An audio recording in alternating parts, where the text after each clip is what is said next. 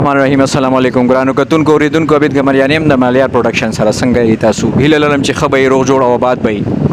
ملګرو زموږ د خیبر پښتونخوا یو ژوندی ګړندی غږ یو داسې هنرمند چې د لر او بر پښتون په هغې باندې ویاړ کوي فخر کوي زموږ د آرټسټانو دپاره هغه د اکیډمۍ حیثیت لري یقینا چې پښتو اردو پنجابي کې یکسا مشهور دی او چې په کم میدان هم جنګېدلی دی نو د پښتنو دپاره د هغې شمله جګه ساتلې ده یو شعر ورته ډیډیکیټ کوم د هغې نه بعد به هغې سره خبرې اترې کوو یو دوه درې تپوسونه به ترې کوو د هغې وخت ډېر زیات قیمتي دی مننه کوو د هغې چې هغې موږ له وخت راکړو او هغې موږ سره خبرې کوي د مالیار پروډکشن سره هغې د هغې ناظرینو سره مخامخ خبرې کوي جی وایي عجیبه بدبخته ښار پېښوره سړی چې له تخته پریوځي نو وریاد شي او دلته یو سړی د ګرځي داسې وایي دلته یو سړی د ګرځي داسې وایي پردی جنگ د پښتانه ورله پکار دی راځئ چې تاسو سره ملاقات وکړم د هېڅ تعارف محتاج نه دی زموږ استاد د لر او بر د هر څه د هنر یو ډېر غټ استاد او ډېر غټ نوم او د هغه بقول د هغه چې د پښتون بچې ما پیژني نو د هغه محنت دی راځو جهانگیر خان صاحب سره السلام علیکم بسم الله الرحمن الرحیم وعلیکم السلام ګرانو کتونکو څنګه یې ښه ټیک ټاک یې خیریت دی مهرباني جهانگیر صاحب ما چونکې دغه خبره وکړه چې وایي پردی جنګ د پښتانه ورله پکار دی همیشه ستاسو کردار داسې وي چې هغه د جنګ و جدل او دغه وي ستاسو خپل هم د کلاشنکوف او تماچې او دې څیزونو سره څه شوق شته دا خو به تاسو سره وي کور کې که نه نه جي نه الله دې نه کړي دا خبره اکثر ګرانو کتونکو په سټیج باندې کومه چېرته چې شو وي لایو وي نو خلک راته ناست دي که لږي که ډېرې خو زه ورته دا یو بیان خامخا کومه چې زه واحد پښتون یم په پښتنو کې چې خدای به لږ وس هم راکړی او د خدای شکر دی پېژندګلوي هم ښه ډېره راکړې ده هر څه خدای راکړي دي خو د هغې نه باوجود هم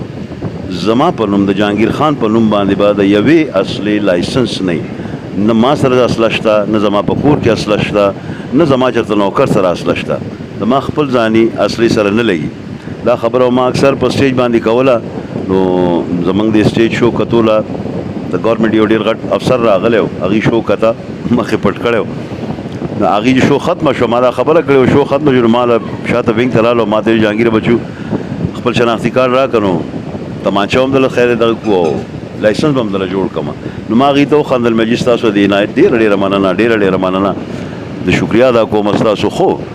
دا اوس چې ما له تمانچه راکوي نو زه به تمانچه راوباسم چا پسې ولې چې زه د کوم قوم دپاره کار کومه اصله هغې پورې نښتې ده پښتانه او دا په ما باندې د الله احسان دی دا د الله احسان دی په ما باندې ډېر چې د پښتون د 3 کالو ماشوم هم ما په نامه پېژني چې دا جهانګیری دی نو زه به چا پسې تمانچه راوباسم زه خو که د شپې ګرځم که د ورځې ګرځم که د غرمې ګرځم که باران که جړی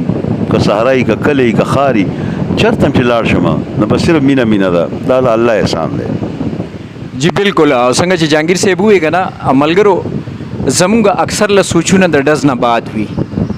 د ډز نه مخکې هغه سوچ چې که مونږ رامخکې کو دا سوچ د ډز نه بعد چې کوم سوچ کوو نو زموږ ډېرې مسلې به حل شي ډېرې خبرې به حل شي خو مونږ دغه سوچ نه کوو دغه لږ شان وخت مونږ غوسه هغه بلډ پریشر دومره وي چې هغې کې مونږ نه داسې یو کار وشي چې په هغې بیا کلونه مونږ دښمنیان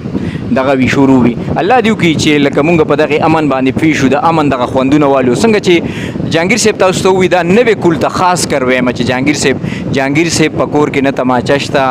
نه کلاشنکوف شته او څنګه چې تاسو ته ووایي وس د څه زه خو دا وایم لکه دا خبره ډېر په فخر کوم چې جهانګیر صاحب صرف د خولې نه غږ وکاږي نو ده ته به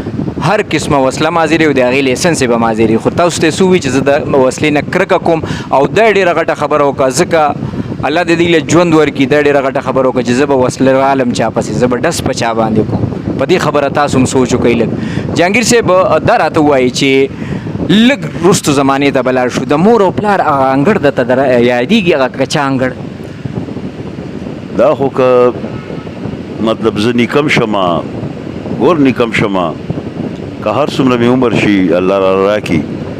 او زه دنیا هر وطن ته لاړ شم هر ملک ته لاړ شم د ښایسته نه ښایسته وي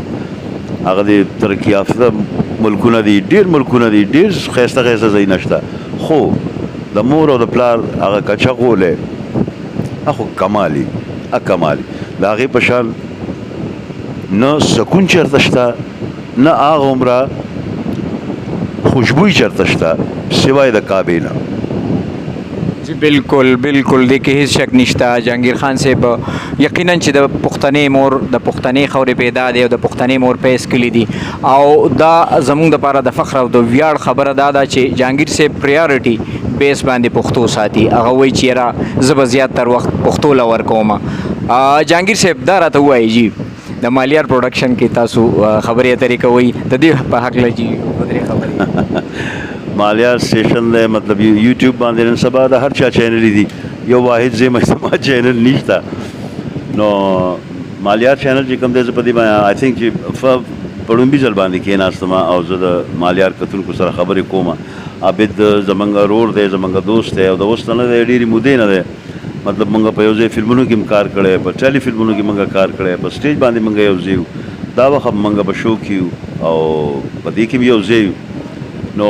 زما د رور چینل دی ډیفینیټلی زه خو به یې ښه وایم او زه به ګرانو کتونکو ته هم دا وایم چې دا ګورئ دا سبسکرایب کوئ دا لایک کوئ دا فالو کوئ نو چې تاسو څومره دې سره تړون لرئ هغه عمره به موږ بهتر پروګرامونه عابد ته وایو چې خپلو کتونکو ته ښایه ډیره مننه او مرګرو څنګه چې جهانگیر صاحب ووی نو تاسو به هم خواهش وي چې جهانگیر صاحب سره ملو شو زه ستاسو د اړخه جهانگیر صاحب نه یو کیسه اخلم ستاسو د اړخه بېشکه جهانگیر صاحب تاسو د دې مستحق ډیره مننه ګرانو کتونکو اوریدونکو مالیار پروډکشن ګورئ انشاءالله نیکسټ پروګرام کې به بل میلمه سره ستاسو په خدمت کې حاضري ډیره مننه جهانگیر صاحب ډیره مننه تھینک یو